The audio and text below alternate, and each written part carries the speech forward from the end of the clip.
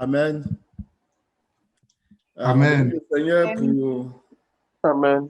le temps de ce soir, ce temps que nous avons, cette session interactive. Et la question du jour, je vais la lire. Peut-être que le frère Amen peut l'afficher. Oui, c'est affiché à l'écran. Ok, merci. Et j'ai fait la lecture. Avons-nous déjà hérité du corps céleste ou alors ce sera lors de l'avènement du Seigneur Jésus? Et donc, on se réfère au passage de 1 Corinthiens 15, de versets 42 à 44. Ainsi en est-il de la résurrection des morts. Le corps est sémé corruptible, il ressuscite incorruptible, il est sémé méprisable, il ressuscite glorieux, il est sémé infirme, il ressuscite plein de force, il est sémé corps animal, il ressuscite corps spirituel. S'il y a un corps animal, il y a aussi un corps spirituel. Amen. Donc, le frère ou la sœur qui a posé la question veut savoir qu'en est-il du corps céleste? Est-ce que nous l'avons déjà? Ou bien nous l'avons en espérance? Ou bien nous l'avons au début? Ou bien nous l'avons à la fin? Fait que s'il y a des frères ou il y a des sœurs qui ont des éléments de réponse, je vais leur céder le micro et le Seigneur va nous enrichir par sa parole ce soir. Amen. Amen. Donc, je dépose le micro. Amen. Je vais faire du chemin par la grâce de Dieu, des petits bouts, et espérant que ça va, comme on dit, briser la glace. Et puis, s'il y a d'autres interventions, on va poursuivre avec. Amen. D'abord, ce qui me vient à l'esprit quand je lis la question, le début, sans le verset, effectivement, ça fait penser à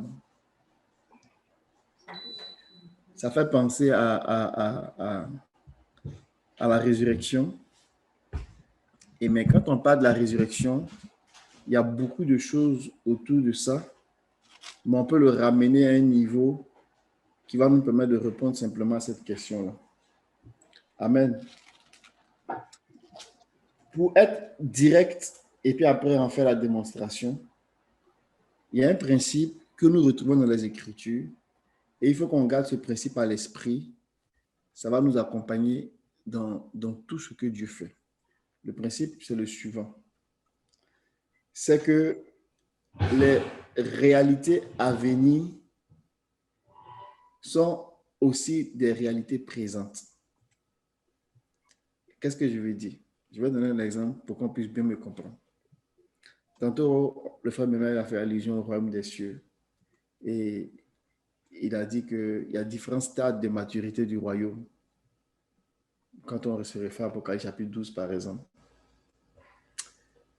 Mais lorsqu'on parle de cette réalité-là, qui est comme quelque chose qui vient dans le futur, nous devons garder à l'esprit que ce qui vient dans le futur n'est rien d'autre que la manifestation de ce qui a été sémé dans le présent, ou bien pour ne pas dire dans le début. Ça, il faut qu'on garde ça à l'esprit. C'est-à-dire, tu ne peux pas avoir un fruit si tu n'as pas eu la sémence de ce fruit-là. Parce que toute expression, tout fruit est une expression de la sémence qui a été sémée. Donc, lorsque nous parlons par exemple du royaume des cieux, c'est une réalité à la fois de début et c'est une réalité de la fin. C'est une réalité présente et c'est une réalité à venir. La réalité à venir ne peut pas se manifester si la réalité présente n'a pas été initiée, n'a pas été enclenchée. On va lire, par exemple, deux passages pour essayer d'expliquer un peu mieux ma pensée. Allons-y dans Philippiens.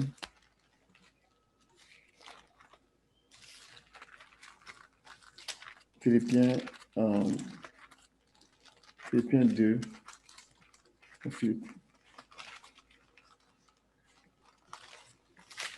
Un instant. Philippiens 1, je pense. Non, pardon, c'est Colossiens. Colossiens 1, verset 13.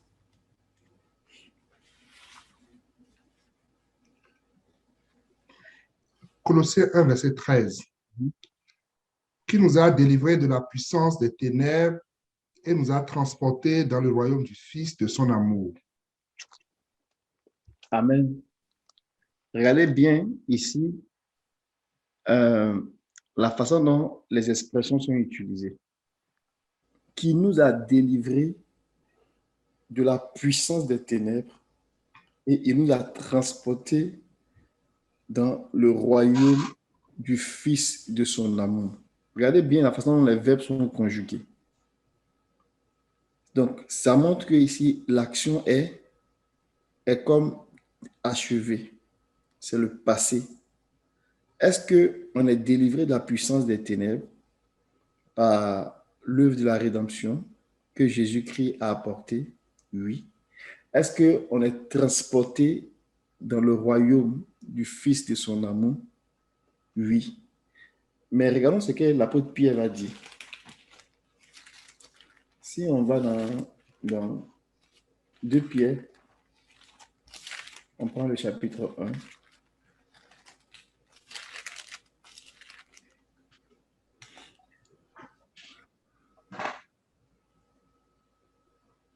Je vais lire le verset 10 par là.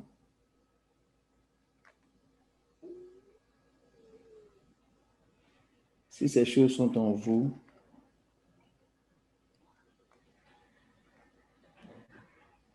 verset 10 au verset 11. Merci. C'est pourquoi, frères, appliquez-vous d'autant plus à affermir votre vocation et votre élection, car en faisant cela, vous ne broncherez jamais. C'est ainsi, en effet, que l'entrée dans le royaume éternel de notre Seigneur et Sauveur Jésus-Christ vous sera pleinement accordée. Amen. Donc, la question qu'on peut se poser, mais est-ce que ce que notre frère Paul dit dans Colossiens, chapitre 1, verset 13 qu'on a lu, et ce que Pierre a dit sont contradictoires?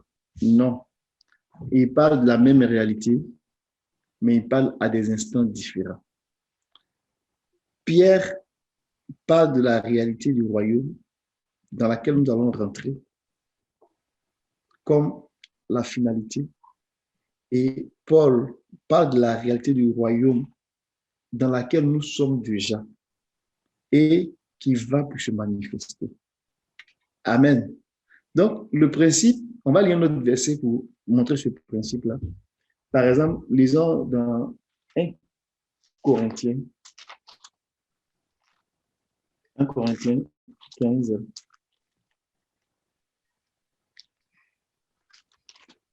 Le verset 26. Et on va prendre 2 Timothée 1. « 1 Corinthiens 15, verset 26. Le dernier ennemi qui sera détruit, c'est la mort. Amen. Et on va prendre 2 Timothée, chapitre 1. On va lire le verset 9 à 10. Ou bien le verset 8, parce que c'est un peu coupé. Hein. Verset 8 au verset 10.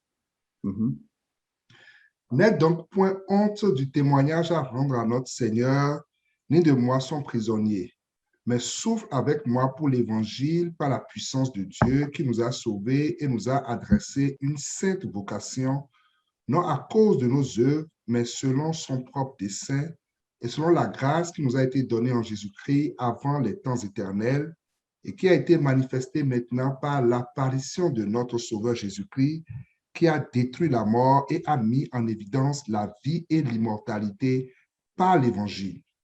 Amen. Regardez le dernier bout de phrase là, du dernier verset.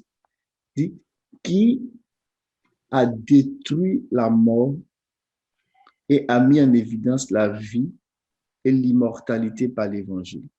Donc, le Seigneur qui a détruit la mort. Or, dans 1 Corinthiens 15, quand on lit, on nous parle du dernier ennemi qui sera détruit, c'est la mort. Et on a comme l'impression que la mort sera détruite à la fin. Et ici, la mort a été déjà détruite. Le principe que je voulais amener, avant de rentrer un peu plus loin dans l'explication des éléments de réponse que je mets sur la table pour cette question-là, c'est que nous devons garder à l'esprit que les choses, les réalités que Dieu fait, ce que Dieu fait là, ça a un début et ça a une fin. La réalité du royaume des cieux est une réalité présente, mais c'est aussi une réalité à venir. La destruction de la mort, c'est une réalité présente, mais c'est une réalité aussi à venir dans le sens où la mort va disparaître complètement. Aujourd'hui, la mort elle est détruite, la mort elle est vaincue par la croix, par la mort et la résurrection du Seigneur. Nous avons la victoire sur la mort et sur toutes ces expressions. Mais le Seigneur continue de travailler jusqu'à ce que la mort disparaisse, mais vraiment complètement. C'est pour cela que le temps est réservé où la mort elle-même, le séjour des morts, seront jetés dans les temps de feu. Pour simplement dire qu'ils seront complètement, on va dire, supprimés de la vie de la création. Cependant, aujourd'hui, il y a des chrétiens, il y a des enfants de Dieu, quand on enterre, il y a des gens qui meurent. Mais le Seigneur dit que si nous croyons en lui et que nous mourrons, nous vivrons. Alléluia. Mais ça ne s'arrête pas là. Il dit celui qui vit et qui croit en lui et qui vit, il ne mourra jamais. Amen. Qui vit et qui croit en lui ne mourra jamais. Il est en train de dire aussi que c'est parce que le bout de vaincre la mort qui s'en vient là, c'est une réalité dans laquelle l'Église va rentrer. Où est-ce que la mort vraiment sera délogée? Amen. Donc, ce même principe-là, il s'applique. La Bible dit que nous sommes assis dans les cieux, nous sommes ressuscités avec Christ et nous sommes assis avec lui dans les cieux. C'est une réalité. Nous sommes vraiment assis avec Christ dans les cieux. C'est la raison pour laquelle nous avons la force de prier, de prendre autorité sur les esprits, parce que nous dominons avec le Seigneur. Mais cette domination présente-là, elle sera encore plus grande à l'âge du royaume. Amen. Plus manifeste, plus glorieuse.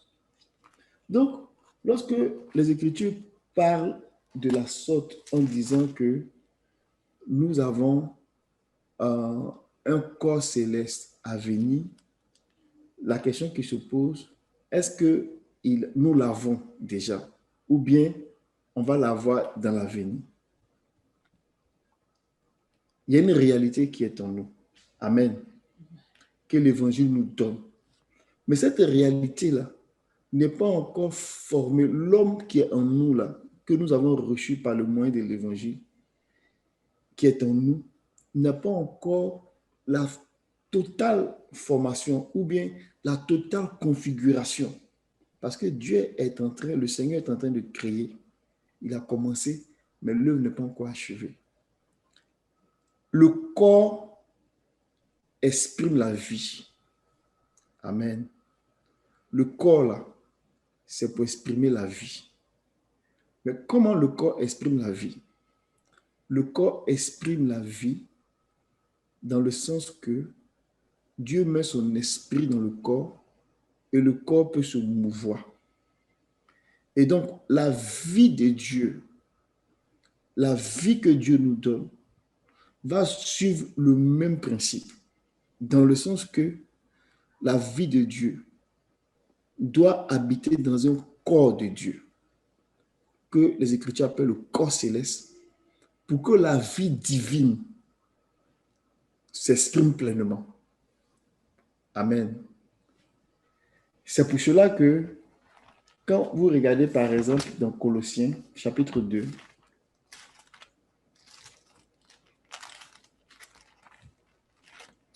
et qu'on parle de comment Dieu va exprimer la vie à travers Jésus-Christ, on prend le soin de mettre l'accent sur le corps. Colossiens 2, verset 9. Car en lui habite corporellement toute la plénitude de la divinité. Amen. Car en lui habite corporellement toute la plénitude de la divinité. Mais pourquoi la plénitude de la divinité doit habiter corporellement? Pourquoi? Dieu est invisible, Dieu ne le voit pas. Et Timothée dit qu'il habite une lumière inaccessible. Donc le travail que Dieu est en train de faire, c'est de se révéler. Mais au-delà, c'est d'exprimer la vie. Mais cette vie que Dieu exprime là, Dieu va l'exprimer dans un corps.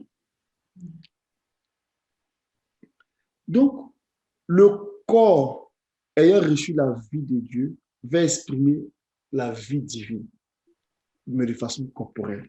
C'est vraiment glorieux. Et la résurrection de notre Seigneur Jésus,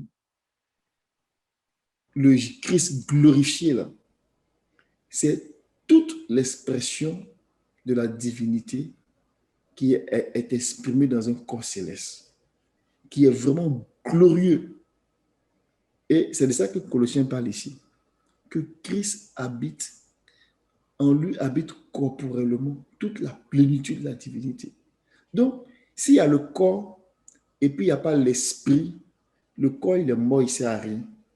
S'il y a l'esprit et puis l'esprit ne se manifeste pas dans un corps, la vie n'est pas manifeste pleinement.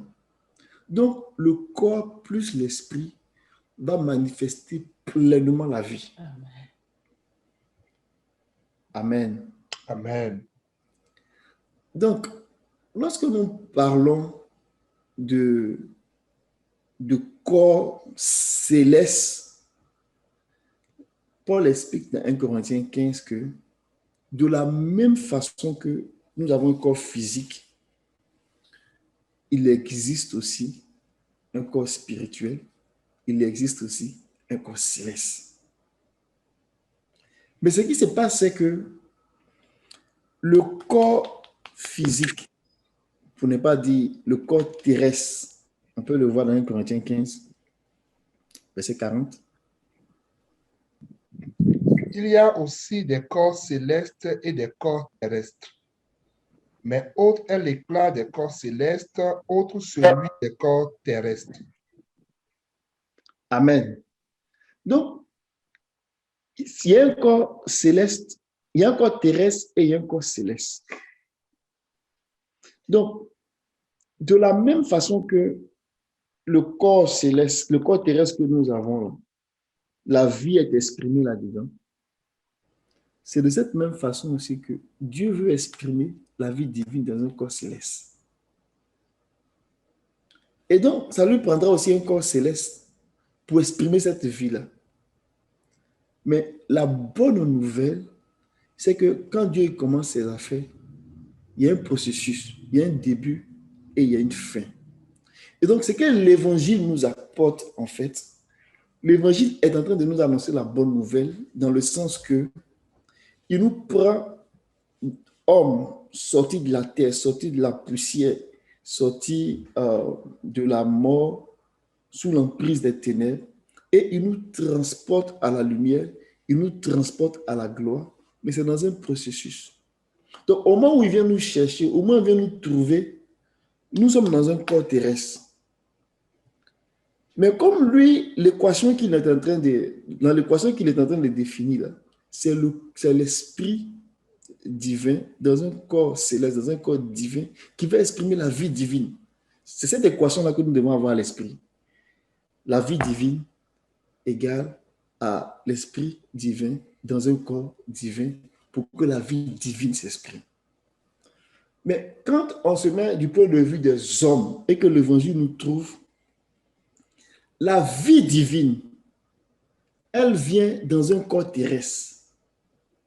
Donc, on n'a pas l'équation du Seigneur. Donc, on ne peut pas s'attendre à la manifestation de la vie divine pleinement. Parce que Il nous manque un bout. Il nous manque le corps céleste. Cependant, nous avons le corps terrestre. Nous avons la vie. On va expliquer d'où vient cette vie-là, comment c'est fait qu'on a la vie. On a la vie. Et nous attendons la vie divine pleinement.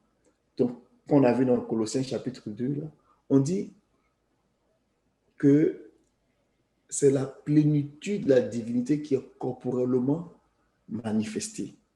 Ça, c'est l'expression de la vie divine, c'est-à-dire l'Esprit de Dieu, l'Esprit divin, dans un corps céleste, un corps divin qui exprime la vie divine. Mais nous, aujourd'hui, les Écritures disent que nous avons cette vie divine qui est le trésor de Dieu. Alléluia. Que nous avons dans une tente charnelle, dans un corps terrestre. C'est pour cela que les Écritures déclarent, quand tu lis un peu plus loin, le verset 50. Lis le verset 49 et puis on va lire le verset 50. Et de même que nous avons porté l'image du terrestre, nous porterons aussi l'image du céleste. Ce que je dis, frère, c'est que la chair et le sang ne peuvent hériter le royaume de Dieu et que la corruption n'hérite pas l'incorruptibilité. Amen. Le royaume de Dieu ici, là, la réalité que nous devons percevoir, là, ce n'est pas un espace, ce n'est pas un lieu physique, mais c'est le règne de Dieu, c'est la vie de Dieu. Et quand la vie de Dieu commence à s'exprimer, Dieu va régner jusqu'à ce qu'il n'y ait plus de mort. Amen. Donc, il dit ce qu'il dit ici, là, c'est que la tente dans laquelle nous sommes ne peut pas garder la vie divine éternellement. Ce n'est pas possible. Cette tente-là, elle ne peut pas garder la vie divine éternellement. La vie divine est trop puissante pour qu'elle puisse rester dans une tente terrestre. Non, arrivé un moment, elle va se manifester. Elle va sortir. Et c'est pour cela qu'il dit que, je vais vous dire un mystère. On est en train d'aller pour porter l'image du céleste. Mais l'image du céleste, là, c'est le corps céleste plus l'esprit dans le corps céleste qui va exprimer la divinité, la vie divine. Donc, on va pour porter ça. Ce qui fait que, à un moment donné, il faut que l'équation soit écrite comme Dieu le veut. Dans le sens que il faut que la vie, ce trésor, la vie divine, dans un corps, non pas terrestre, mais dans un corps céleste, puisse produire pleinement la vie divine. Allons-y dans Corinthiens. J'espère que vous me suivez. Hein? Amen. Parce que là, on fait les équations sans tableau. Et puis, ben, ce n'est pas toujours facile, mais j'espère que vous me comprenez. Regardez, on va lire dans 2 Corinthiens 4. On va lire à partir du verset 6. On va descendre tranquillement vers le verset 10. Car Dieu qui a dit, la lumière brillera du sein des ténèbres, a fait briller la lumière dans nos cœurs pour faire resplendir la connaissance de la gloire de Dieu sur la face de Christ. Nous portons ce trésor dans des vases de terre afin que cette grande puissance soit attribuée à Dieu et non pas à nous. Nous sommes pressés de toute manière, mais non réduits à l'extrémité, dans la détresse, mais non dans le désespoir, persécutés, mais non abandonnés, abattus, mais non perdus, portant toujours avec nous dans notre corps la mort de Jésus, afin que la vie de Jésus soit aussi manifestée dans notre corps. Amen. Amen. C'est vraiment glorieux. Donc, nous portons dans ce trésor de vase, nous portons ce trésor dans des vases de terre. En fait, l'apôtre Paul est en train de dire simplement que nous avons la vie divine en nous. Mais ça se trouve dans un corps terrestre. Comment est-ce possible que ça puisse s'exprimer pleinement comme Dieu veut? C'est pour ça qu'il dit que laissez-moi vous dire un mystère. Ça ne va pas rester longtemps comme ça. À un moment donné, ce corps-là, il faut qu'il change. Parce que la vie de Dieu, la vie divine, elle est trop puissante. Elle ne peut pas cohabiter avec la mort.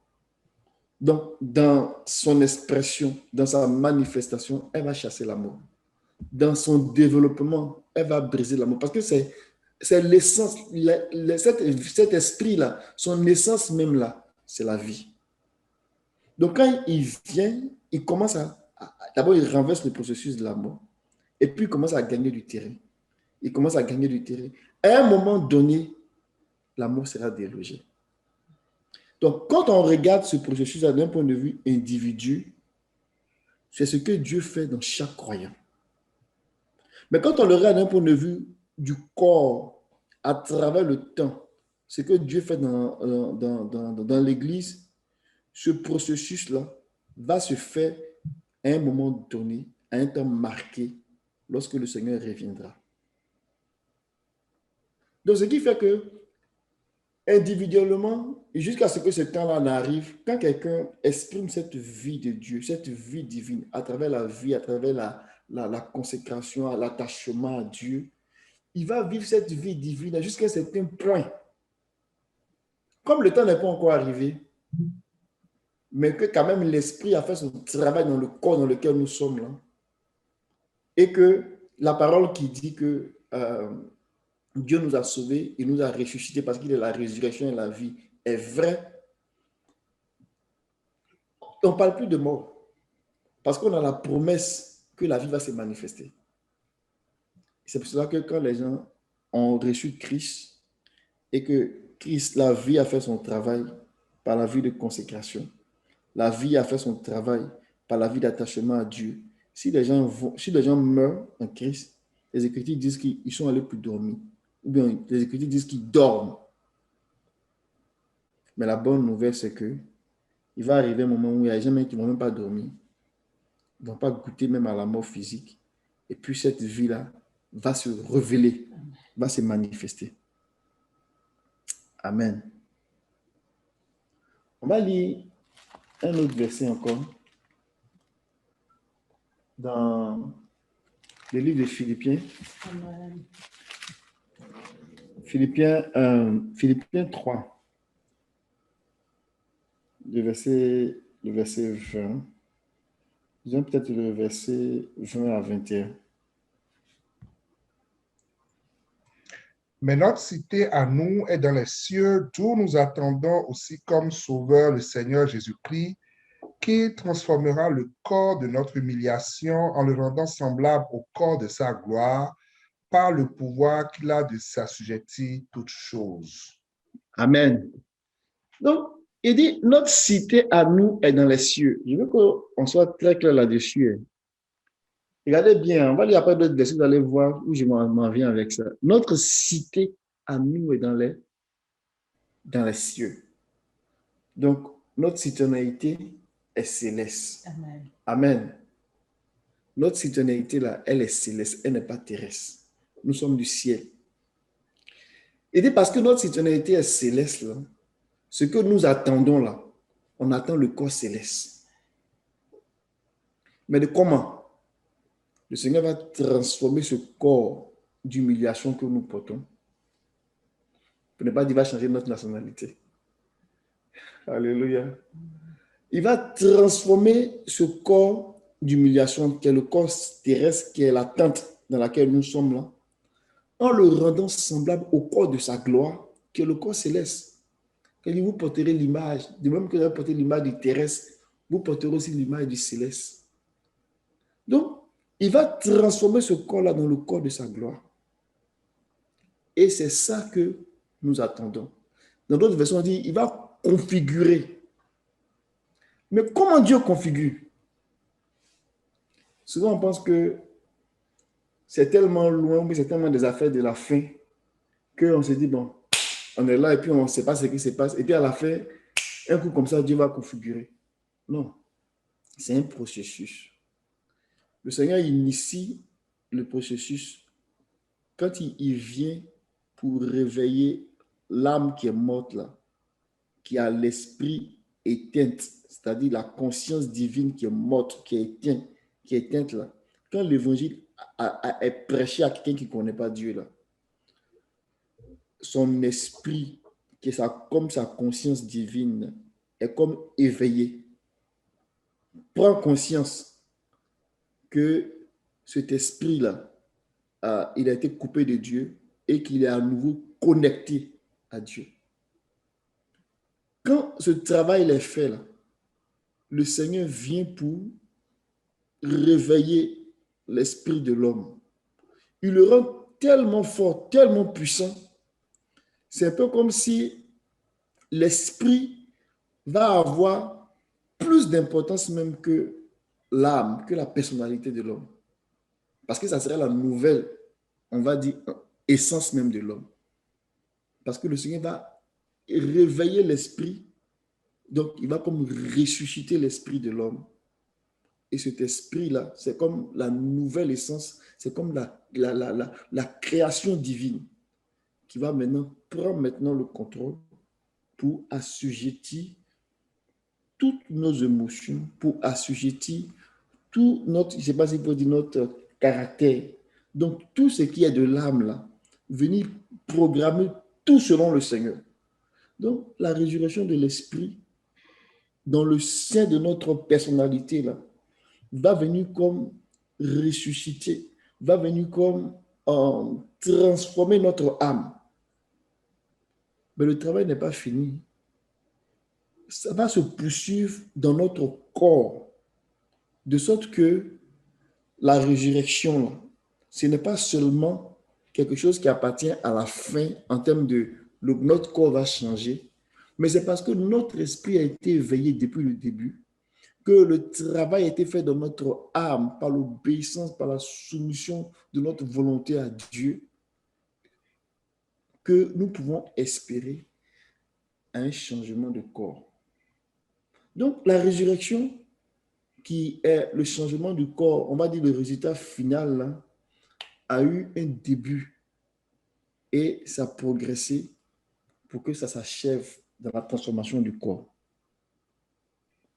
Donc, notre citoyenneté, là, elle est céleste. Et c'est parce qu'elle est céleste que le Seigneur va changer ce corps terrestre en un corps céleste, en un corps glorieux, semblable au corps du Seigneur. Aujourd'hui, on dit des choses, c'est-à-dire que on s'imagine des choses, mais on n'a pas idée de la puissance de ce corps-là, de comment ce corps est glorieux. C'est ce corps-là qui est céleste. Là. Même les anges même n'ont pas ce corps-là.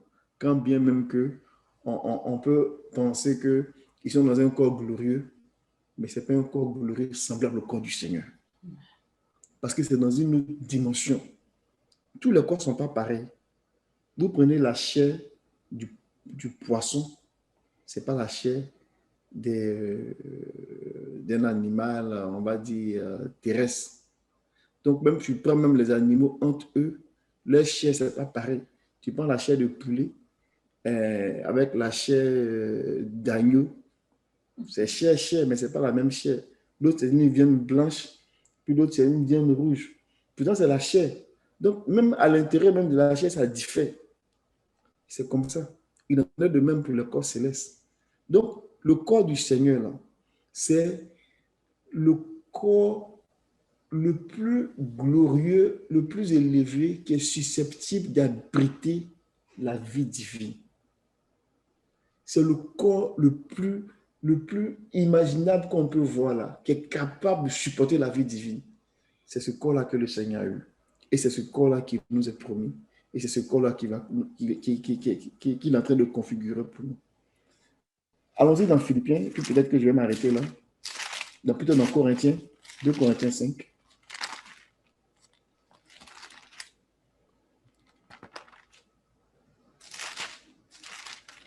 Donc, à la question, est-ce que nous l'avons, ce corps? Le corps, il est à venir. Mais le corps, les éléments de la construction du corps sont dans notre esprit, sont en nous. Amen. Ce n'est pas à l'extérieur de nous, c'est en nous. Ézéchiel dit, j'ai vu sur une haute montagne une ville comme en construction. Une ville comme en construction. Les éléments de la construction sont en nous. Lorsqu'on parle de la maison céleste, ne nous imaginons pas un autre endroit comme la terre, mais ailleurs, dans le ciel. Ne nous imaginons pas ça parce que c'est juste pour nous amener à réaliser, mais à comprendre ce que Dieu est en train de faire. Mais Dieu n'a pas besoin de vivre dans un corps physique, dans une maison physique. Comment je vais dire ça? Il n'y a pas de maison au ciel comme il y a des maisons sur la terre ici. Là. La maison dont il est question, c'est le corps en fait. Pour que ça soit clair dans notre tête. Ce n'est pas le corps à part dans une maison. La maison céleste, là, ce n'est pas un corps qui va aller habiter dans un endroit céleste.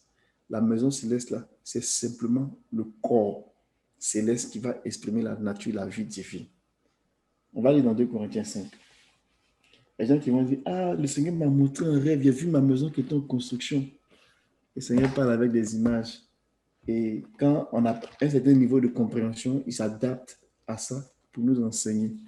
Mais il n'y a pas de maison vraiment comme on peut observer ici pour dire qu'on sera dans une maison et puis on va habiter, on sera dans un corps céleste pour aller habiter dans une maison céleste.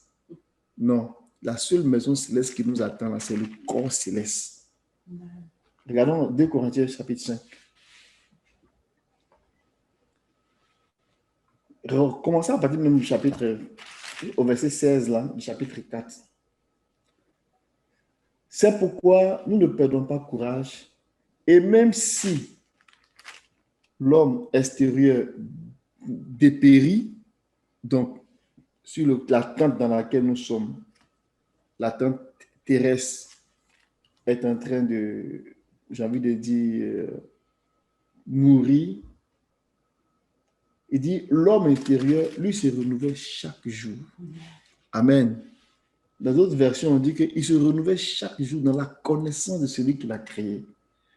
Donc, la vie de Dieu qui est en nous, mais qui est dans cette tente-là, se renouvelle chaque jour à mesure qu'on contemple le Seigneur. Elle grandit cette vie-là. Amen.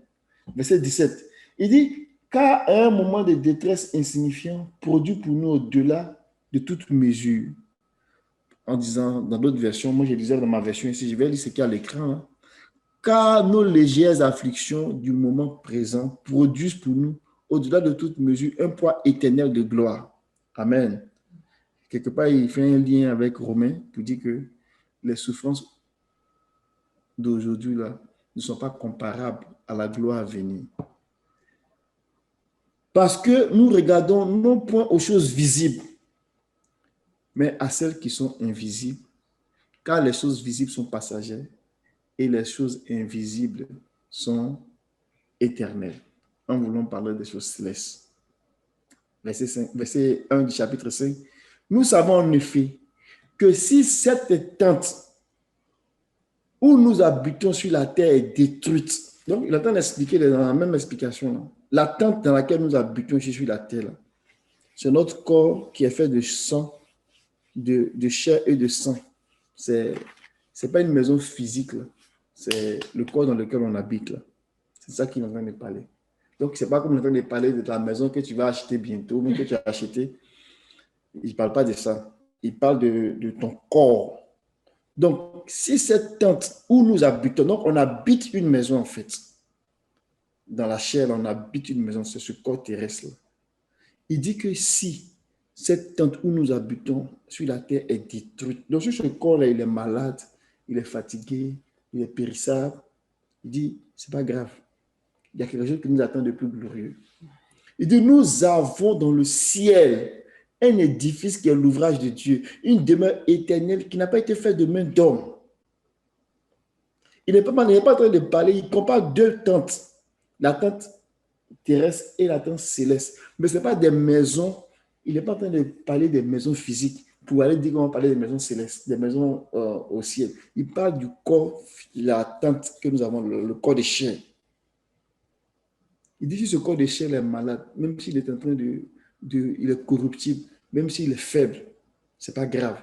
Parce que le trésor que nous possédons par l'évangile de la rédemption, là, fait que ça nous donne le droit, en fait, pour ne pas dire que ça donne l'autorisation au Seigneur de commencer à bâtir notre maison céleste. Amen. Il dit, Dieu est en train de préparer une demeure qui ne peut pas se détruire. Une demeure éternelle. Une demeure qui sera incorruptible. La rouille ne peut pas atteindre, ne peut pas toucher cette demeure-là. C'est ça qu'il parle. Verset 2. Aussi nous gémissons dans cette tente, désirant revêtir notre domicile céleste. C'est merveilleux.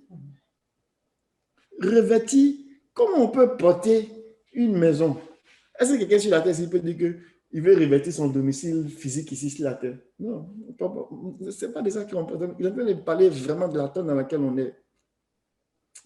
Du corps en fait, mais du corps céleste. Il dit que, quand il dit nous désirons revêtir notre domicile céleste, là, on peut le mettre en connexion avec Philippiens qu'on a lu. Nous attendons des cieux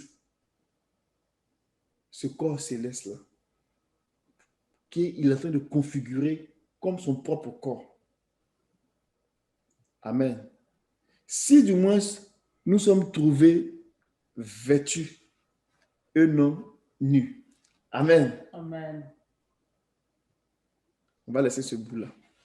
Car tandis que nous sommes dans cette tente, nous gémissons accablés parce que nous voulons non pas nous dépouiller, mais nous revêtir afin que ce qui est mortel soit englouti par la vie. Là, il est en train de toucher encore un autre mystère, mais qu'on a parlé tantôt. C'est dévêti là. C'est, puisqu'on a déjà, on a habillé, mais on a habillé de quoi? On a habillé de la tente terrestre. On n'a pas envie de se déshabiller de la tente terrestre là. Ça veut dire qu'on ne veut pas mourir. Paul est en train de dire que si on pouvait ne pas goûter à la mort, et puis porter notre domicile céleste là, ça sera vraiment glorieux. C'est ça qu'il est en train de dire ici. Il soupire après ça en fait. C'est dépouillé là. C'est la mort de la tombe. Mais ici, il dit que ici, là, on ne veut même pas se dépouiller. Mais on veut revêtir le domicile céleste par-dessus. C'est ça qu'il explique. Afin que le domicile terrestre, là, il soit englouti par le domicile céleste. Dans le corps glorieux, le corps céleste, quand on va habiller, c'est comme si tu habillé deux habits, mais il va confondre, il va engloutir le terrestre. C'est pour ça qu'il a dit, oh, ma ouais, t'as vu ton aiguillon. Parce que le corps qui va venir nous donner, là, va venir comme engloutir. Le corps immortel va engloutir la mort. Le corps mortel. Amen. C'est vraiment glorieux. Et c'est l'espérance de l'Église. Au verset 5, il dit, et c'est lui qui nous a formés pour cela. C'est Dieu qui nous a donné les arts de l'esprit. Amen. Amen. Amen. Donc, voilà où est-ce que nous allons. Donc, si quelqu'un dit qu'il a fait un rêve, il ne faut pas qu'il se fie. Le rêve là ne vient pas. Le rêve, ce n'est pas la parole de Dieu. Le rêve là, ce sont des images pour expliquer peut-être ce que Dieu est en train de faire qui n'est pas accessible facilement. Mais le rêve doit accompagner, doit venir comme se soumettre à la parole. Il n'y a pas de maison au ciel en dehors du corps céleste. Parce que c'est ça que nous attendons, c'est vraiment ça notre domicile. Et présentement, là, le domicile, là, c'est dans les cieux que nous l'attendons. Mais dans les cieux que nous l'attendons, là, c'est d'où le Seigneur a commencé à faire le travail, là, à l'intérieur de nous, que le Seigneur est en train de faire ce travail. Donc, Christ qui est en nous, là, c'est en nous qu'il est en train de se développer. Et il va se manifester. Ce n'est pas à l'extérieur de nous qu'il va se manifester, mais c'est en nous, il va se révéler. Donc, Christ en nous, il a l'œuvre. Je termine avec ce verset-là pour bien comprendre ma pensée.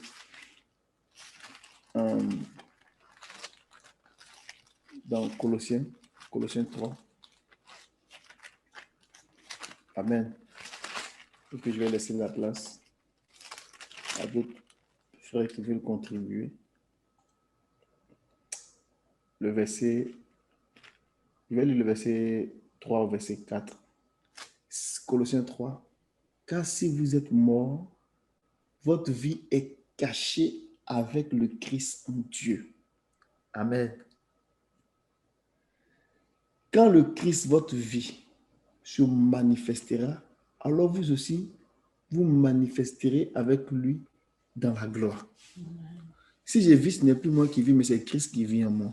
Donc, Christ qui est en nous là, Christ qui est en nous là, c'est lui qui va se réveiller, qui va se manifester et puis qui va engloutir ce corps ici là que nous avons et qui va revêtir ce corps glorieux qui est, j'ai envie de dire, qui est dans sa nature qui va se révéler.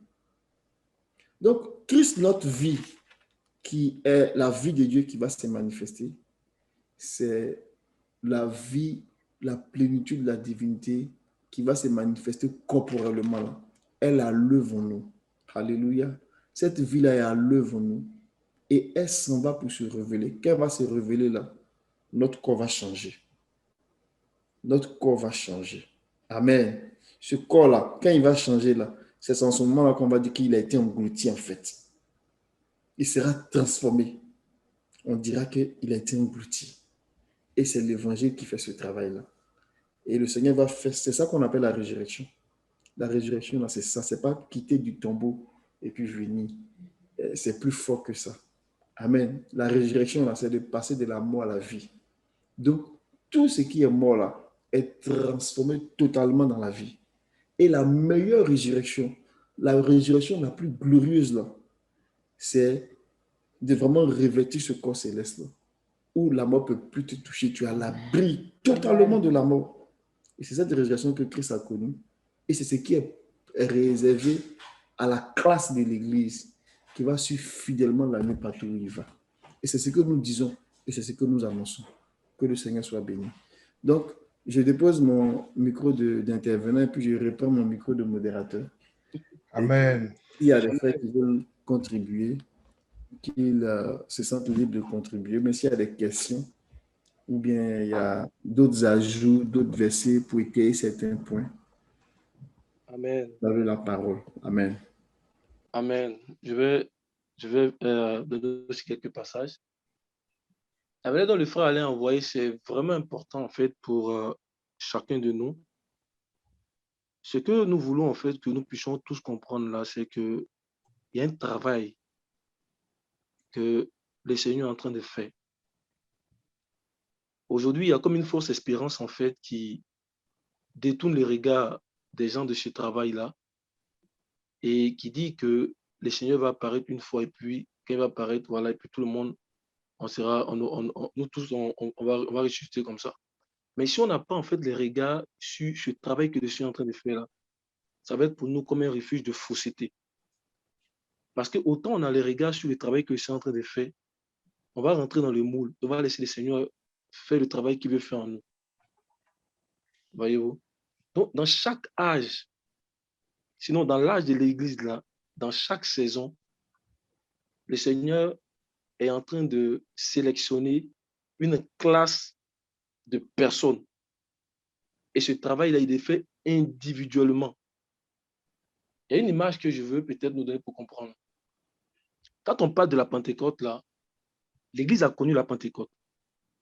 La Pentecôte a eu lieu avec l'Église primitive. L'Église primitive a connu la Pentecôte. C'est une dispensation, c'est-à-dire dans le cycle de transformation de l'Église, là, hein, la Pentecôte, en fait partie.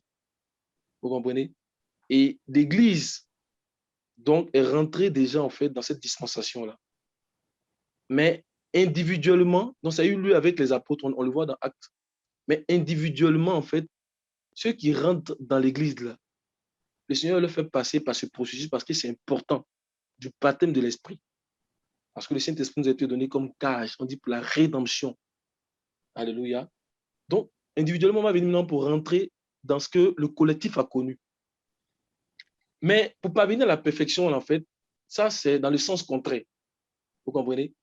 Le Seigneur va nous prendre maintenant, pas collectivement, il ne va pas le faire d'abord collectivement. Pour la Pentecôte, il l'a fait collectivement, mais pour la perfection, il va le faire individuellement pour nous amener à un niveau. Alléluia, à un niveau. Il va le faire individuellement, il va prendre chacun, nous amener à un niveau afin qu'à la fin, lorsqu'il va paraître là, en fait, tous ceux qui sont arrivés à ce niveau-là, ils puissent les révéler. Vous comprenez? Donc, on va parler ici des résurrections. Donc, la Pentecôte, c'est collectif et individuellement, on rentre pour la perfection. Il nous prend individuellement pour nous arriver à amener un niveau. Et après, maintenant, quand il va se révéler, on parle de la révélation des fils de Dieu. Et ce niveau-là dont je suis en train de parler, là, c'est l'état d'Apocalypse, la forme d'Apocalypse chapitre 12. On peut la voir collectivement, mais individuellement d'abord. Alléluia. Chacun doit parvenir à cet état-là. Parce qu'après cet état-là, on rentre en même temps dans le Fils mâle, qui représente toute l'Église, en fait, qui est glorifiée. Toute l'Église, donc, qui est élevée vers Dieu et son trône. Mais il faut d'abord parvenir à l'état. S'il n'y a pas l'état de la femme de l'Apocalypse chapitre 12, là, il ne peut pas avoir l'état du Fils mâle. Et je suis en train de nous montrer un processus qu'il est en train de faire. Alléluia. Cet état de repos-là, il faut parvenir d'abord à là. Et là, il est fait individuellement pour chacun. C'est pour cela que quand il adresse les 7 lettres aux 7 églises d'Asie mineure, il dit toujours à celui qui vaincra. Il dit écrit à l'ange, écrit à l'église, mais à la fin, il dit à celui qui vaincra, pour dire que l'appel est des vainqueurs, là, c'est-à-dire l'état où le Seigneur veut nous amener pour nous glorifier. Là, ça, c'est individuellement. Hein? Quand il s'adresse à Laodicée, l'Apocalypse chapitre 3, verset 21, il dit à celui qui vaincra, je le ferai asseoir sur le trône de mon Père. Alléluia, comme moi-même je me suis assis. Donc ça, c'est individuel. C'est pour cela que Paul, quand il parle dans 2 Corinthiens 4, verset 7, il dit que j'ai achevé. Il parle de lui, en fait. Il dit, j'ai achevé la course. Maintenant, la couronne de vie m'est réservée. Vous comprenez? Donc, la finalité, c'est individuel. Mais la Pentecôte collective, la perfection individuelle, maintenant, à la fin, tous ceux qui sont parvenus à cet état-là vont maintenant être glorifiés. Donc, il y a un travail que le Seigneur est en train de faire. Et ce travail-là, c'est pour nous élever à un haut niveau de sanctification, à devenir des vainqueurs, pour qu'on soit qualifié, vous comprenez, à avoir ce corps céleste-là, à rentrer, c'est-à-dire à posséder ce corps céleste-là. C'est pour cela que quand Paul introduit le mystère de la résurrection dans 1 Corinthiens 15, vous voyez, il dit que la mort a été engloutie. Et puis d'abord, ô mort, où est ton pouvoir? Parce que tant que le pouvoir de la mort est là, il ne peut pas avoir de résurrection. Il dit, où est ton pouvoir? Ô mort, où est ton aiguillon? Parce que l'aiguillon de la mort, c'est le péché. Le péché, c'est l'âme avec laquelle la mort combat. Ça veut dire, comme par un seul homme, le péché est rentré dans le monde. Et par le péché, la mort s'est étendue. Donc, si elle ne veut pas pécher, la mort n'allait pas être là. Adam a été créé dans une innocence qui est parfaite. Alléluia. Donc, tant qu'elle ne veut pas pécher, la mort ne va pas être. Donc, le Seigneur doit d'abord finir avec l'aiguillon de la mort. Il doit nous dépouiller même de l'aiguillon de la mort. Alléluia. Qui est le péché. Avant même qu'on engloutisse, en fait, l'immortalité, on engloutisse, en fait, c'est-à-dire enfin, qu'on se revêtisse. Et on voit que ce sont des armures. Il dit pas de revêtir l'incorruptibilité, de revêtir l'immortalité. Donc, revêtir, pour dire, c'est un processus. Alléluia. Au fur et à mesure qu'on va y aller, on va gagner un éclat jusqu'à la fin, en fait, afin que cette armure-là puisse atteindre, en fait, le corps de la gloire du Seigneur. Donc, c'est un processus que le Seigneur est en train de faire à nous. Alléluia. Il faut d'abord qu'il termine avec l'aiguillon de la mort. Il dit, mort, où est ton pouvoir, mais où est ton aiguillon? L'âme avec laquelle tu combats, là, elle n'est plus là. Parce que ce corps de personnes-là ont vaincu ça. Ils ont vaincu cette âme-là. Donc, tu n'as plus de pouvoir. La mort est engloutie dans la victoire. Ô mort, où est ton pouvoir? Ô mort, où est ton église? Donc, le Seigneur dit que je vais bâtir mon église et les portes du séjour de l'enfer ne vont pas pouvoir là si elle. Il faut d'abord qu'il finisse avec le péché. Et c'est possible aujourd'hui, mes frères, de vivre dans ce corps-là à cause de l'Esprit du Seigneur qui est en nous. De vivre dans ce corps-là et puis de finir avec le péché. Parce que le Seigneur lui-même l'a vécu dans ce corps-là. Il avait fini avec le péché. Alléluia. Il avait fini avec le péché. Et c'est là que le Seigneur nous amène. Souvenons-nous que quand on est venu au Seigneur, le Seigneur, il a effacé nos péchés. Hein, il a effacé nos péchés. Mais moralement, on est imparfait. On a parlé avec les frères la dernière fois. Moralement, on est imparfait. Mais il a effacé nos péchés. Et comment est-ce que la Bible dit que dans Romains 3, verset 20, je pense bien, en fait, si tu peux lire Romains 3, verset 20, pour dire que le pécheur ne peut pas rentrer dans la présence de Dieu. Ce n'est pas possible. On va revenir sur le passage de 1 Corinthiens 15. J'ai listé ça comme ça, mais on va progresser tranquillement et puis parvenir à là. Romains 3, verset 20. Car nul ne sera justifié devant lui par les œuvres de la loi, puisque c'est par la loi que vient la connaissance du péché. Amen. Après, on dit le verset 23. Car tous ont péché et sont privés de la gloire de Dieu. Donc, tous ont péché et sont privés de la gloire de Dieu. Amen. Donc, moralement, en tant que pécheur, en tant qu'homme qui est tombé, on n'avait pas accès à la présence de Dieu. Ce n'est pas possible. Dieu, dans sa sagesse, il voulait faire quelque chose. Parce que Dieu, il savait que c'est par la voie qu'il communiquait avec Adam là, que Adam pouvait avoir la vie et progresser pour participer au programme de Dieu pour l'homme. Le programme de Dieu, c'est quand il a dit, faisons l'homme à notre image et à notre ressemblance. Donc, par sa voix, Dieu communiquait toute la substance à Adam, pour l'élever à l'état, en fait, de son image et de sa ressemblance. On ne parle pas de l'image, on parle de la beauté morale de Dieu, le caractère moral de Dieu qui transfère à l'homme. Quand on parle de la ressemblance, on parle de la manifestation. Alléluia.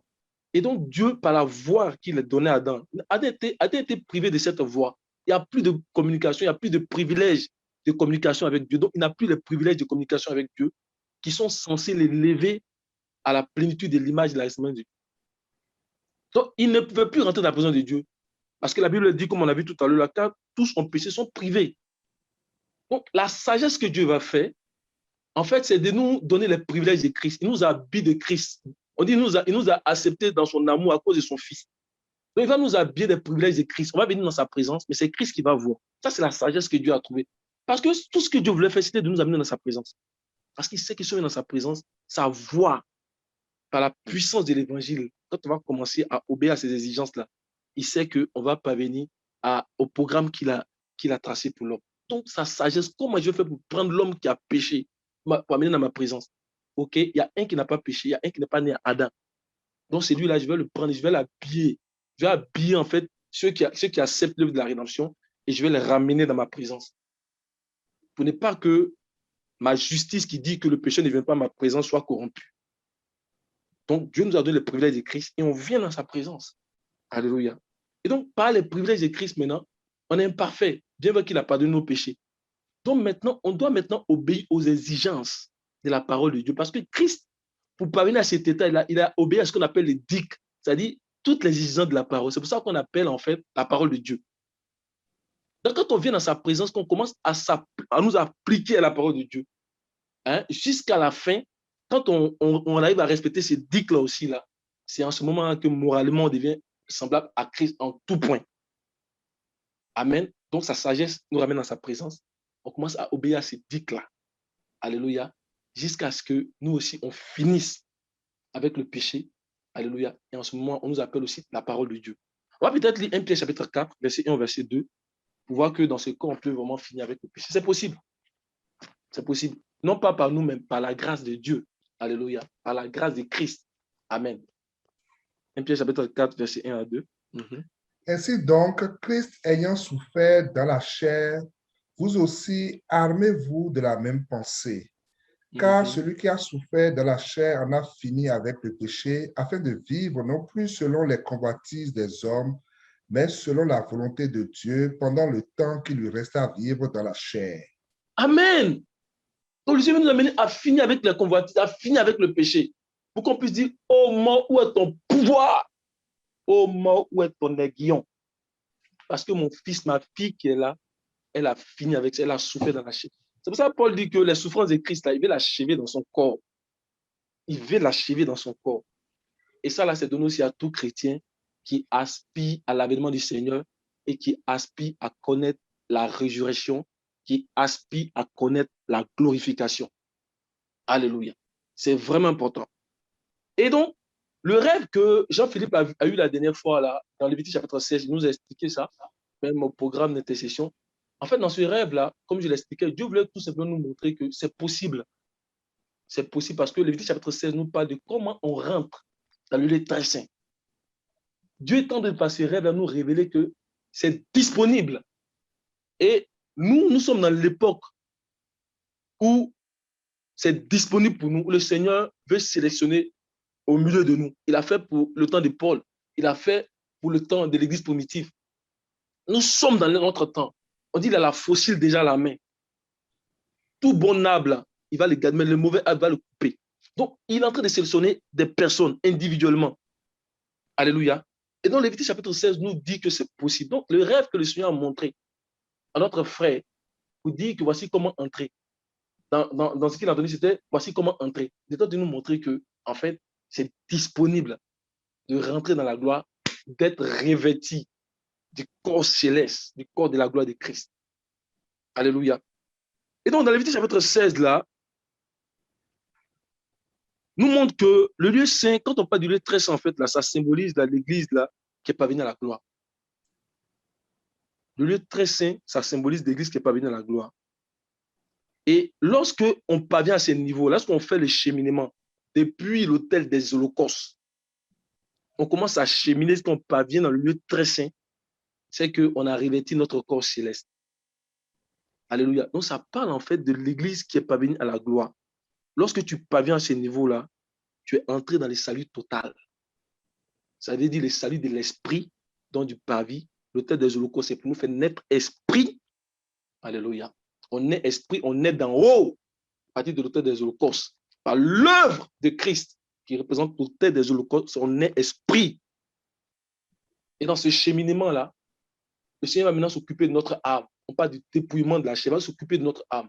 On parle ici du Dieu saint. Et il donne 3 ustensiles. Il donne donc l'autel des parfums qui nous parle donc de l'adoration, de notre amour pour le Seigneur, de notre vie que nous offrons au Seigneur. Il a donné la table de pleine propositions où nous nous nourrissons de la véritable parole de Dieu. Et pour que le chandelier, donc le 3e ustensile, puisse éclairer, pour que nos lampes soient allumées. Donc, c'est le travail que le Seigneur est en train de faire par la sémence incorruptible. Cette sémence incorruptible qui est la parole de Dieu, là, c'est ça qui va nous donner le corps de l'incorruptibilité, qui est le corps céleste. Donc, c'est le travail que le Seigneur est en train de faire. Et donc, le salut de l'esprit, donc on est esprit, le salut de l'âme, le travail qui s'est fait en ce moment, pour que le salut du corps soit possible. C'est pour cela que dans 1 Thessaloniciens, chapitre 5, verset 23, Paul donne vraiment un élément très important pour nous parler du salut total, l'esprit, l'âme et le corps. Alléluia. 1 Thessaloniciens 5, verset 23.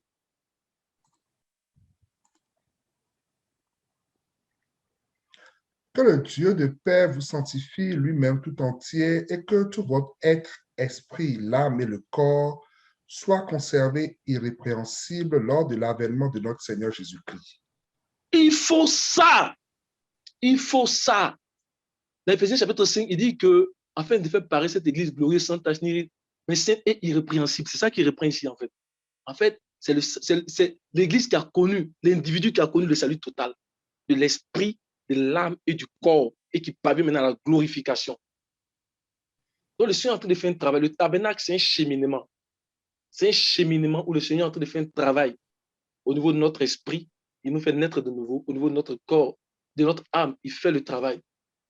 Alléluia. Pour ne pas que l'homme du péché vienne s'asseoir dans le temple. Le Seigneur dit que lorsque vous verrez l'abomination de la désolation établie dans le lieu saint, c'est collectif, mais c'est aussi individuel, établi dans le lieu saint. Donc, dans le tabernacle de Moïse, là, le lieu saint là, qui est l'âme là, c'est là que l'ennemi, l'homme du péché, va s'asseoir.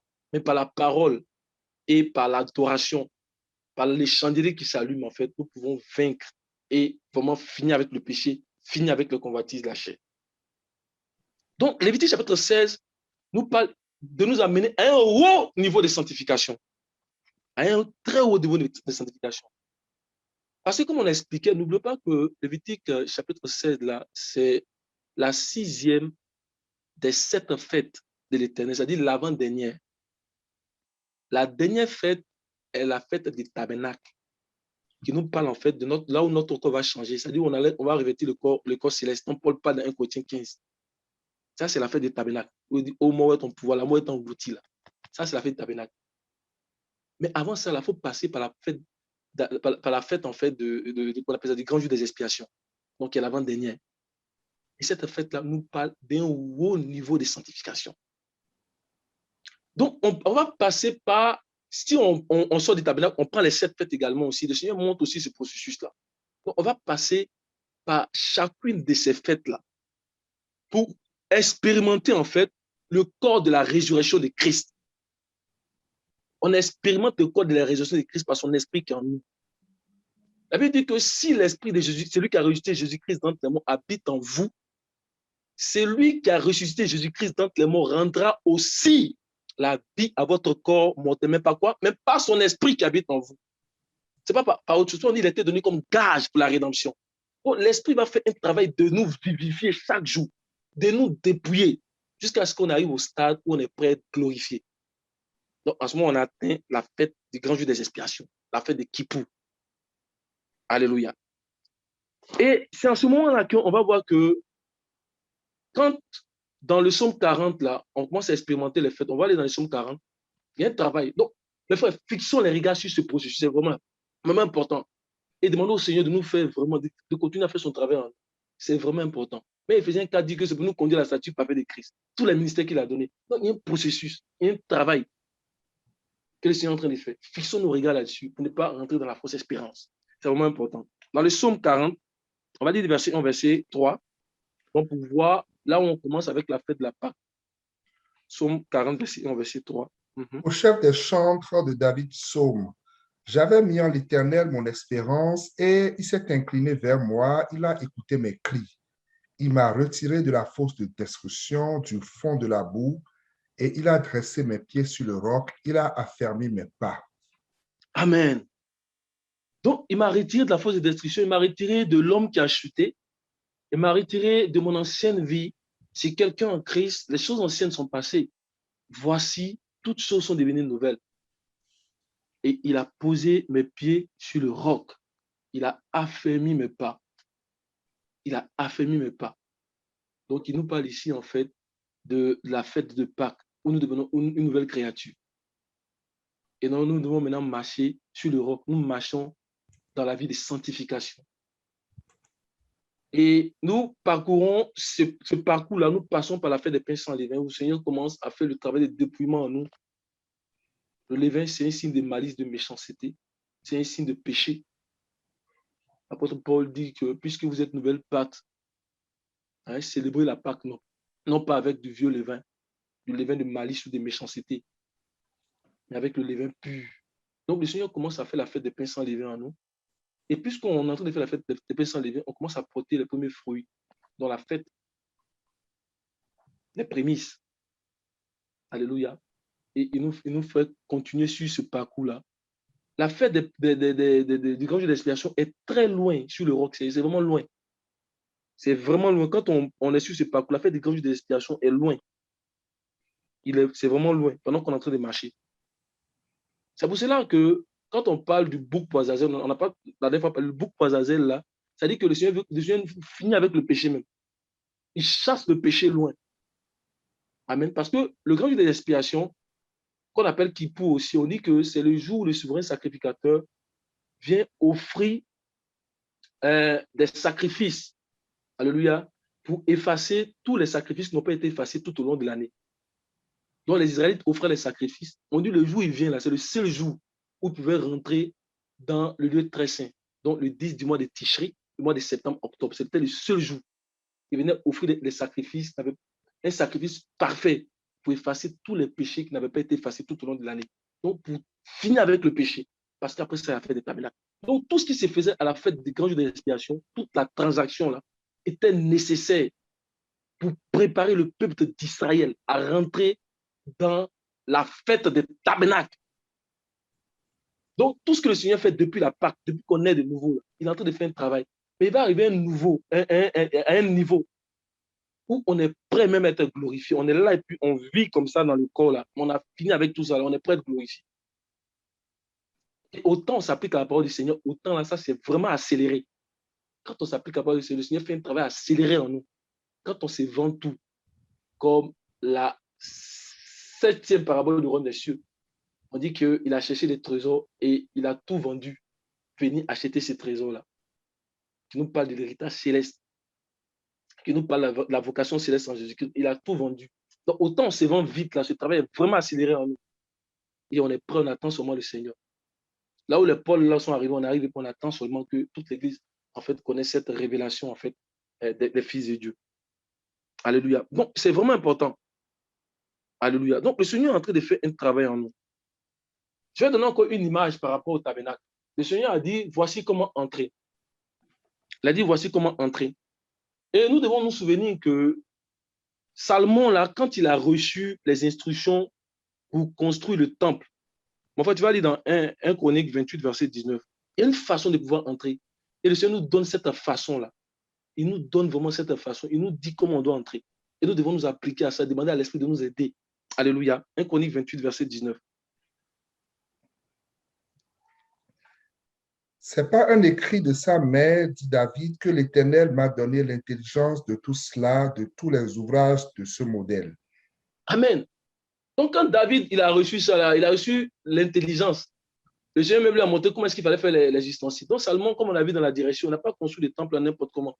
Il y a une façon qu'il a suivi les instructions de David. Parce que ça venait du Seigneur. C'est pour ça que le Seigneur est venu pour approuver ce qu'il a fait. Mais Salomon, quand il a reçu les instructions, il n'a pas reçu d'instructions en fait sur l'éclairage du lieu très saint. Il n'a pas reçu ça. Et dans 1 roi 8, verset 12, il va dire quelque chose qui va vraiment l'étonner. 1 roi 8, verset 12. Alors Salomon dit, l'Éternel veut habiter dans l'obscurité. Amen. Et puis il y a un point d'exclamation. Il dit, est-ce que l'Éternel veut habiter dans l'obscurité? Parce que le lieu très saint n'avait pas en fait d'éclairage. Mais quand le souverain sacrificateur savait comment rentrer, par les sacrifices qu'il faisait, par l'habillement, par les habillements qu'il avait, la Shekinah de Dieu éclairait le lieu très saint. Et ça nous met en référence avec Apocalypse 21 où on dit que la ville n'a ni de lumière, elle n'a pas de soleil pour éclairer, mais c'est la gloire du Seigneur qui éclaire. Quand on sait comment rentrer, la Shekinah de Dieu, elle se glorifie en nous. Mais quand on ne savait pas comment rentrer, comme les deux fils d'Aaron, ils étaient foudroyés. Or que le Seigneur nous ouvre les yeux pour nous montrer comment on fait pour parvenir en fait à rentrer dans le lieu très saint, pour connaître aussi vraiment la glorification de notre corps. Cela est disponible aujourd'hui. Alléluia. Enfin, tu vas lire les instructions que le Seigneur a données et puis je vais donner quelques passages, je vais m'arrêter. On va aller dans Lévitique chapitre 16, verset 3, verset 4. Donc, pour voir ce que le Seigneur a dit, vraiment, comment est-ce qu'on doit rentrer, comment est-ce qu'on doit faire pour parvenir vraiment à cet état-là, de haut niveau de sanctification, à cet état de vainqueur, où seulement on attend de manger de l'arbre de vie. C'est un processus aussi, manger de l'arbre de vie. Alléluia. Lévitique chapitre 16, verset 3 à 4. Voici de quelle manière Aaron entrera dans le sanctuaire. Il prendra un jeune taureau pour le sacrifice d'expiation et un bélier pour l'holocauste. Il se revêtira de la tunique sacrée de lin et portera sur son corps des caleçons de lin. Il se ceindra d'une ceinture de lin et il se couvrira la tête d'une tiare de lin. Ce sont les vêtements sacrés dont il se revêtira après avoir lavé son corps dans l'eau. Amen. Donc, on voit les étapes. On dit d'abord, après l'avoir lavé son corps. Donc, ça, c'est la dernière étape. Ça, c'est la première étape. Donc, il lave son corps dans l'eau. Ça nous fait parvenir à 1 Corinthiens, c'est 1 Corinthiens chapitre 5, non, verset 25, là. Éphésiens, 5, là, on dit, il sanctifie l'Église par la parole, après l'avoir purifié par l'eau des baptêmes. Donc, après avoir lavé son corps dans l'eau, il va se revêtir parce qu'on ne fait pas les sacrifices n'importe comment. Il doit être habillé pour faire les sacrifices. Le psalmiste dit que le sacrifice qui est agréable à toi, ô Dieu, c'est un esprit qui est brisé. Et Samuel dit que est-ce que le Seigneur prend plaisir dans les holocaustes? Hein? Et est-ce qu'il prend plaisir dans les holocaustes comme dans l'obéissance de la voix de l'Éternel? Il dit voici, l'obéissance vaut mieux que les sacrifices. Donc, l'obéissance à la parole du Seigneur, c'est ça qui nous habille. Alléluia. Et en ce moment, on peut commencer à faire les sacrifices. Amen. Et c'est ça qui va nous amener à rentrer dans le lieu très saint. Quand on sort, quand le souverain sacrificateur sort, le cloche commence à sonner parce qu'il a su comment rentrer. Purifié par l'eau des baptêmes, purifié par l'eau de la parole. Donc, habillé, alléluia, de la parole. Il dit sanctifie l'Église par la parole après l'avoir purifié par l'eau des baptêmes. Donc, sanctification par la parole et qui nous permet de faire les sacrifices. Et on a vu la dernière fois Lévitique 9 aussi, Lévitique 9, verset 1 au verset 6. Vous allez voir que dans Lévitique 9, là, il commence à citer tous les 5 sacrifices. Donc, sinon, tous les 4 sacrifices, parce que là, on était dans le cas du peuple d'Israël. Le premier sacrifice, c'est quand on est païen. quand le Seigneur nous amène à le sacrifice de culpabilité. Donc, ce n'est pas cité dedans, mais tous les autres sacrifices sont cités. Au verset 6, il va dire quelque chose de très important. Dans Lévitique 9, verset 1 à 6. Le 8e jour, Moïse appela Aaron et ses fils et les anciens d'Israël. Il dit à Aaron, prends un jeune veau pour le sacrifice d'expiation et un bélier pour l'holocauste, l'un et l'autre sans défaut, et sacrifie-les devant l'Éternel. Tu parleras aux enfants d'Israël et tu diras, prenez un bouc pour le sacrifice d'expiation, un veau et un agneau âgés d'1 an et sans défaut pour l'holocauste, un bœuf et un bélier pour le sacrifice d'action de grâce, afin de les sanctifier, de les sacrifier devant l'Éternel, et une offrande pétrie à l'huile. Car aujourd'hui l'Éternel vous apparaîtra. Ils amenèrent devant la tente d'assignation ce que Moïse avait ordonné, et toute l'assemblée s'approcha et se tint devant l'Éternel. Verset 6, Moïse dit, vous ferez ce que l'Éternel a ordonné, et la gloire de l'Éternel vous apparaîtra. Amen. Quand ils avaient rentré dans le lieu très saint, la Shekinah de Dieu éclairait, il a cité tout le sacrifice, vous ferez textuellement, vous ferez en vous appliquant ce que le Seigneur a donné, et vous verrez la gloire de l'Éternel. Il dit, car aujourd'hui le Seigneur vous apparaîtra. Donc, il y a une façon pour que le Seigneur veut que nous puissions nous comporter pour pouvoir rentrer, pour que nous voir notre corps être changé. On va aller dans les passages de 1 Corinthiens, là, puis je vais commenter assez rapidement pour terminer. 1 Corinthiens chapitre 15, verset 53 au verset 54. Donc, pour voir que le Seigneur veut d'abord nous amener à vivre dans ce corps et puis finir avec le péché, finir avec le convoitise. Alléluia. Tu es dans ce corps et puis tu n'attends que ton corps soit glorifié. Hein, tu n'attends que ça. Alléluia. Tu n'attends que ça. Et le Seigneur est arrivé à ce modèle-là. Parce que la Bible dit qu'il a vécu dans ce corps-là sans péché. Il a vécu dans ce corps-là sans convoitise. Il a vécu dans ce corps-là même sans péché. Et c'est par les exigences de la parole de Dieu, les dictes là. C'est là que le Seigneur nous conduit. Alléluia. Pour nous rendre semblables à tout peuple, pour nous donner de vivre cette beauté morale, cette pureté morale. Alléluia. Amen. Nous vivons ça, mais il veut nous amener à un haut niveau encore. Alléluia. De la sanctification à travers la fête donc, du jeu des expiations. Donc 1 Corinthiens 15, verset 53, verset 54. Car il faut que ce corps corruptible revête l'incorruptibilité et que ce corps mortel revête l'immortalité. Lorsque ce corps corruptible aura revêtu l'incorruptibilité et que ce corps mortel aura revêtu l'immortalité, alors s'accomplira la parole qui est écrite, la mort a été engloutie dans la victoire. Amen. Donc il faut d'abord que, le passage, le bout qui suit, ô mort. Ô mort, où est ta victoire? Ô mort, où est ton aiguillon? L'aiguillon de la mort, c'est le péché, et la puissance du péché, c'est la loi. Amen. C'est pour ça que Christ a fini avec le péché. Il a souffert dans le corps, il a fini avec le péché. Il n'a pas péché. Et c'est là qu'il veut vraiment nous conduire. Et dans 2 Corinthiens 5, que le frère Alain a vu tout à l'heure, on a vu que notre corps aussi terrestre, c'est un édifice. Il compare ça à un corps céleste. Il dit que nous sommes dans cet édifice-là. Amen. Et cet édifice aussi, c'est le temple de Dieu. Mais il dit que si ce corps est détruit, donc il est en train de donner aussi les caractéristiques du corps terrestre. Il dit que ça ne va pas résister jusqu'à la fin. En fait, tu peux lire le verset 1, 2 Corinthiens 5. Il dit que si ce corps est détruit, donc c'est un corps qui est sujet à la destruction, qui va être détruit. On ne peut pas s'attacher à ça. Amen. Il est en train de parler de quand il était encore dans la chair. On peut dire que le corps de la gloire, c'est à venir. Mais il dit que si ce corps est détruit, alléluia, vas-y. Nous savons en effet que si cette tente où nous habitons sur la terre est détruite, nous avons dans le ciel un édifice qui est l'ouvrage de Dieu, une demeure éternelle qui n'a pas été faite de main d'homme. Amen. Il dit que la demeure qu'on va le posséder, le corps céleste, là, c'est éternel. Hein? Nous ne sommes pas encore arrivés, nous ne sommes pas encore éternels. Alléluia. Donc, ça dit qu'on n'a pas encore revêtu ce corps-là. Mais il y a un travail que le Seigneur est en train de faire en nous. L'Esprit est en train de nous vivifier.